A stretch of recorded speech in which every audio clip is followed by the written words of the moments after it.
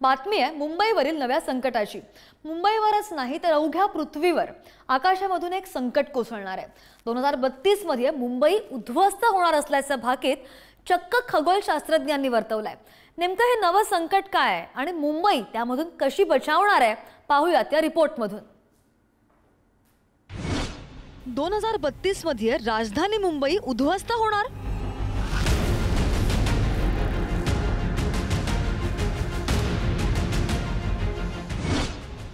300 फूट लांबीचा उपग्रह मुंबईवर कोसळणार।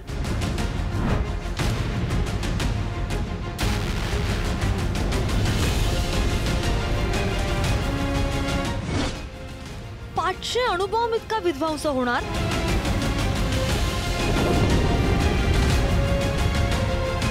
पृथ्वीच्या विनाशाबद्दल तुम्ही अनेक भाकितं ऐकली असतील।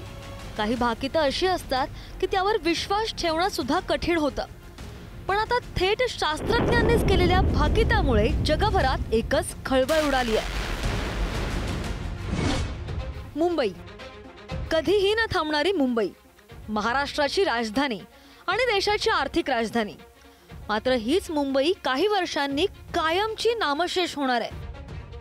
त्याला कारणही तसंच आहे। एक लघुग्रह पृथ्वीच्या दिशेने सुमारे 60,000 किलोमीटर प्रति तास वेगाने येत असल्यानं जगभरात चिंतेचं वातावरण पसरलंय। हा लघुग्रह पृथ्वीवर आदळला तर मोठा विध्वंस होईल। अॅरिझोना विद्यापीठातील शास्त्रज्ञ डॉक्टर डेव्हिड रँकिन यांनी या विध्वंसक आघाताचं अॅनिमेशन तयार केलंय। हा ग्रह एखाद्या शहरावर कोसळला तर काय परिणाम होईल, त्यासाठी हा व्हिडिओ पहा। तो व्हिडिओ पाहून तुमच्याही अंगावर काटा आल्याशिवाय राहणार नाही। तर जर असा एखादा भला मोठा खडक किंवा लघुग्रह हा जर वाळवंटामध्ये पडला तर त्या मानाने विनाश होण्याची शक्यता कमी आहे। पण जिथे जास्ती लोक आहेत तर त्याचा तो मानवी जीवनावरती त्याचा फार मोठा परिणाम होऊ शकतो। जर समुद्रात पडला म्हणजे कसं की मुंबईच्या समुद्राच्या म्हणजे पश्चिमेला साधारण 100 किलोमीटरच्या आत असा हा जर पडला तर त्यामुळे जे सुनामी तयार होईल ती आजूबाजूचे जितके शहरं देश आहेत म्हणजे अगदी पाकिस्तानपासून दक्षिणेपर्यंत सगळ्या शहरांना, मालदीव आहे अशा शहरांना ह्या घटनेचा त्रास होण्याची खूप मोठी शक्यता आहे। डिसेंबर 2024 मध्ये ॲटलास दुर्बिणीच्या मदतीनं खगोलशास्त्रज्ञांनी पृथ्वीवर आदळणाऱ्या या उपग्रहाचा शोध लावला। मुंबईवर कोसळणार उपग्रह, या लघुग्रहाला 2024 YR4 असं नाव देण्यात आलंय।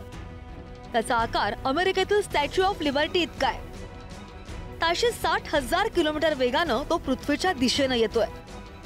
मुंबई ते कोलकाता दरम्यान कुठेतरी हा उपग्रह कोसळेल असा अंदाज आहे। उपग्रह पृथ्वीवर कोसळल्यास 8 मेगाटन TNT इतका स्फोट होईल।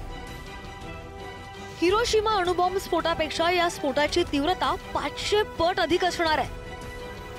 22 डिसेंबर 2032 रोजी तो मुंबईवर आदळेल अशी भीती सुद्धा व्यक्त होतीये।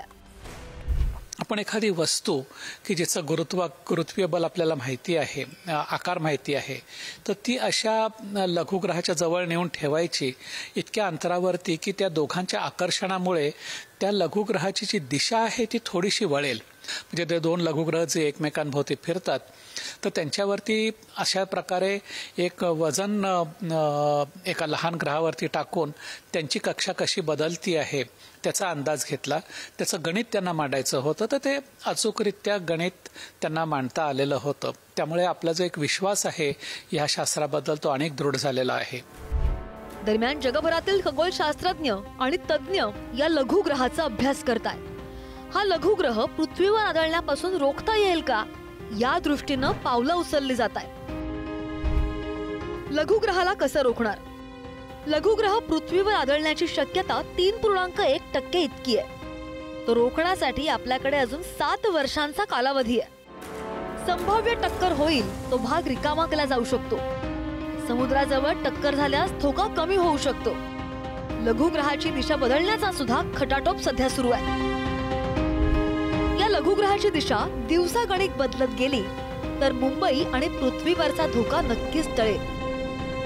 या लघुग्रहाला अंतराळामध्ये संपवता येईल का त्या दृष्टीने सुद्धा काही खगोलशास्त्रज्ञांनी अभ्यास सुरू केलाय।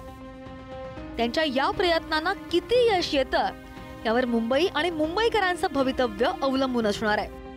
ब्युरो रिपोर्ट, पुढारी न्यूज, मुंबई.